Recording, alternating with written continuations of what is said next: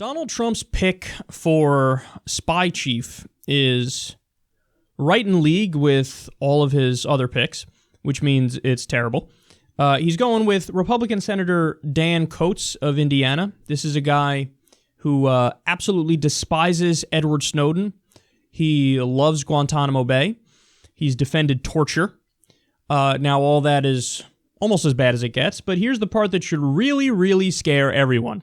So The Intercept explains here, while ambassador to Germany, he was embroiled in an embarrassing scandal around the wrongful imprisonment and torture of German citizen Khalid Masri, who was kidnapped while vacationing in Macedonia, sent to Afghanistan, tortured, and released 5 months later without ever being charged with a crime.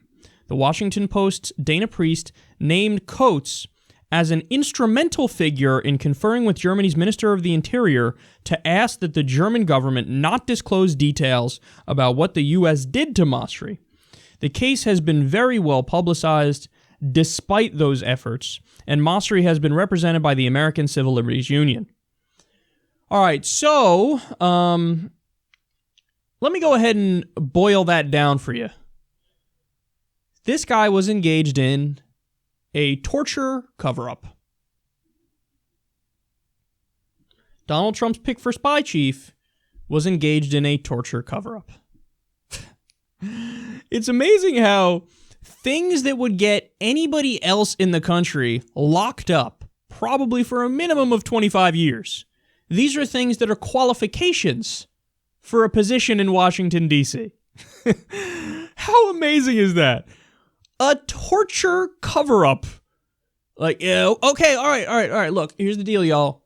Sure, we got the wrong guy, whatever. We got an innocent German citizen who was on vacation in Macedonia. We kept him for 5 months with no due process, no habeas corpus. We tortured him, and then eventually we went, whoops, our bad, and then we released him.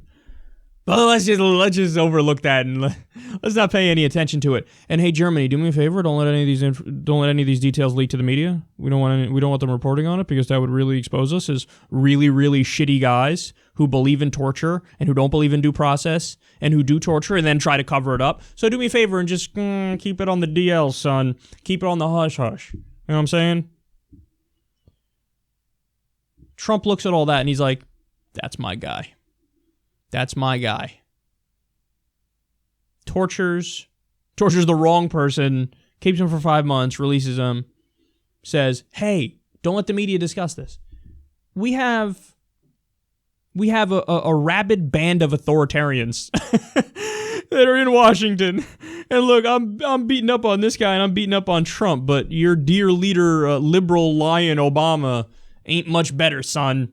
He's really not. I mean, they were just a story coming out the other day about how, remember when Obama did a drone strike against Anwar al-Awlaki, a U.S. citizen, no trial, no nothing. They droned him and killed him. Okay, that's a massive, brazen, disgusting violation of the Constitution. But yeah, the guy was a jihadist. We know he was a jihadist. We have the tapes of him saying jihadist shit. But still, you got to follow the process. That's why it's fucking there. But they also killed that guy's son, Abdul Rahman al-Awlaki. Oh boy. So now you're killing the 16-year-old son. And when they asked Robert Gibbs, who was part of the administration at the time, he said, well, he should have had a better father. What? So now we get to kill the family members. That's the shit we go after Trump for. Remember Trump? We got to kill the families of ISIS. Close enough. They got the same skin tone. Kill them. I think they're Muslim. Kill them anyway. Who cares? So Obama's no fucking prize either. But now we learn they claimed, hey, we killed Abdul Rahman, but it was an accident. We killed the 16-year-old son of this radical cleric, but it was an accident. And that guy was an American citizen too, by the way. The 16-year-old was an American citizen. The guy who they said was a jihadist who they were going after, turns out that guy got away. That guy they didn't kill. So they just did a drone strike that only killed the 16-year-old son, who's an American citizen. No evidence this kid was a terrorist either, by the way. And even if there was, again, you have to go through the process. That's why we have due process. That's why we have the Constitution. So you get it no matter what. The Democrats, I've said it before, I'll say it again, you get soft imperialism with the Democrats. Hey. We're not going to do 7 ground invasions and occupation because that would be crazy. But we are going to do drone strikes. We are going to do traditional airstrikes. We are going to do special ops boots on the ground.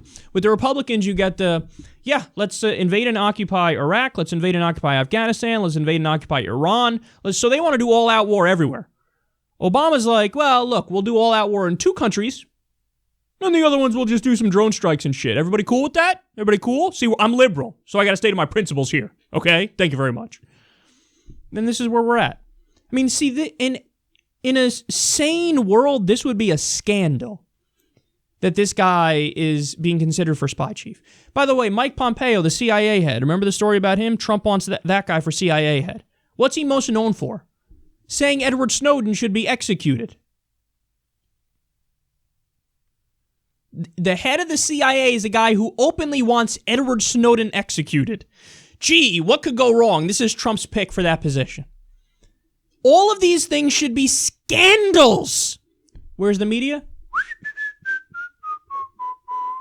Again, establishment media only hires people that aren't gonna rock the boat.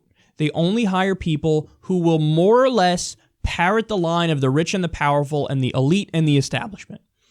So you hire people who are going to paint a picture of the world that coincides with your picture. You hire people who aren't that bright, like Don fucking Lemon, and therefore you shift the Overton window, the spectrum, to the right. So you don't have anybody on there saying obvious things like I'm saying to you right now. Like, I'm viewed as radical for saying this. I'm viewed as crazy for saying that it should be a scandal that a guy who covered up torture shouldn't be spy chief. They would say, oh, look at this guy. Far left, code pink, Marxist asshole. Look at him. He's not even for torture. He's not even for allowing people to cover up torture and then becoming spy chief. Ha ha! Prick. No, we need to bring our spectrum in the U.S. and Washington back to sanity, and we got to stand up and oppose people like this, man. We're so far off. I've said this before. Somebody was asking me, like, why do you care so much about this stuff? Because we're so far off from where we should be that if I don't say something, I can't sleep. Like, look at how far off we are from being reasonable. The media's not even talking about a guy who Trump wants for spy chief who covered up torture. He should be in fucking jail. He covered up torture. But they're like, yeah, oh, that's his pick. And the establishment's like, oh, yes, jolly good pick, good sir. What are we doing, man? What are we doing? This is so far beyond the pale, and nobody's fucking talking about it, but we all need to be talking about it, because this is why you get those polls where U.S. polling agencies ask people around the world, hey, who's the biggest threat to world peace? By far and away, the answer is the United States. Everybody goes, whoa, what?